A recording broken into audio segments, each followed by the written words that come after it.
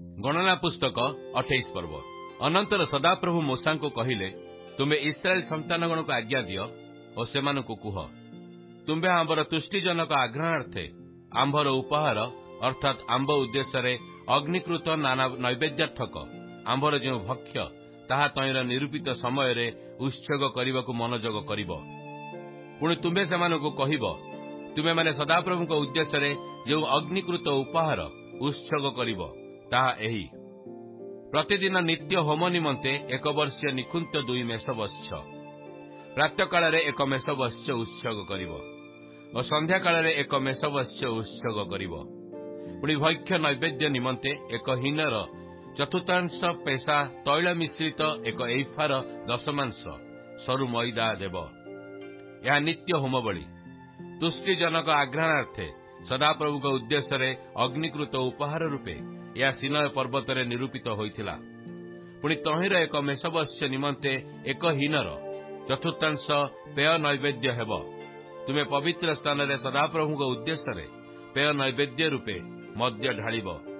आउ तुम्हें अन्य मेषवत्स को संध्या काल उत्सर्ग करिब, जेपरि प्रातः काल भक्ष्य नैवेद्य और तहिर पेय नैवेद्य, सेपरि तुम्हें ता सदाप्रभु उद्देश्य तुष्टिजनक आग्रहार्थे अग्निकृत उपहार रूपे उत्सर्ग करिब।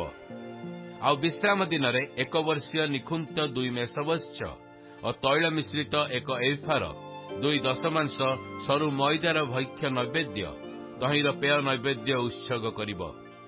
नित्य होम और तहिर पेय नैवेद्य छड़ा प्रति विश्राम बार यही होम बलि हेब। आ प्रति मासर आरंभ रे तुम्हें माने सदाप्रभु उद्देश्य होम निमंते 2 पू गोवत्स और 1 मेष और 1 वर्षीय 7 निकुंत मेषवत्स उत्सर्ग करिब।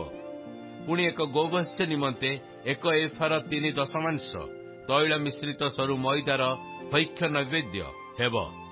तहिरे से होम बलि तुष्टिजनक आग्रहार्थे सदाप्रभु उद्देश्य अग्निकृत उपहार हेब। आउ 1 गोवत्स निमंते 1 हिनर अर्धेक और 1 मेष निमंते 1 हिनर तृतीयांश और 1 वत्स निमंते 1 हिनर चतुर्थांश द्राक्षारस पेय नैवेद्य हेब। यह वर्षर प्रति मासर अमावास्या कर्तव्य मासिक होम हेब। पुणी सदाप्रभु उद्देश्य पापार्थक बलि रूपे 1 छाग उत्सर्ग कराजिब। नित्य होम और तहिर पेय नैवेद्य छड़ा ताहा हेब। आहरी प्रथम मासरे से मासर चतुर्दश दिन सदाप्रभुकर निस्तार पर्व हेब। पुणी से मासर 15 दिन उत्सव हेब। 7 दिन ताड़ी शून्य रोटी भोजन कराजिब। प्रथम दिन पवित्र सभा हेब।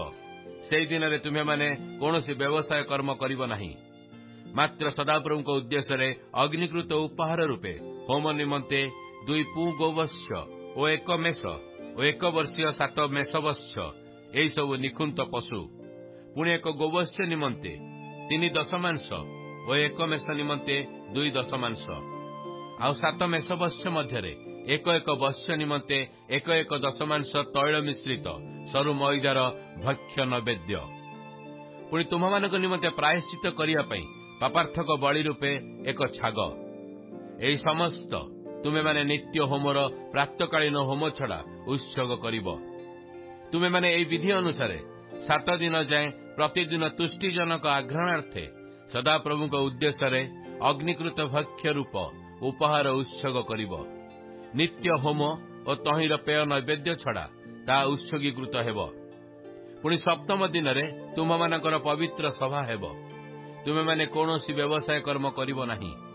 और प्रथम पक्व फलर दिन अर्थात जेतेबेले तुम्हें माने आपणा मानक उत्सव सप्ताह मानकर सदाप्रभु छामुकु नूतन भक्ष्य नैवेद्य आणिब, सेतेबेले तुम्हांकर पवित्र सभा हेब।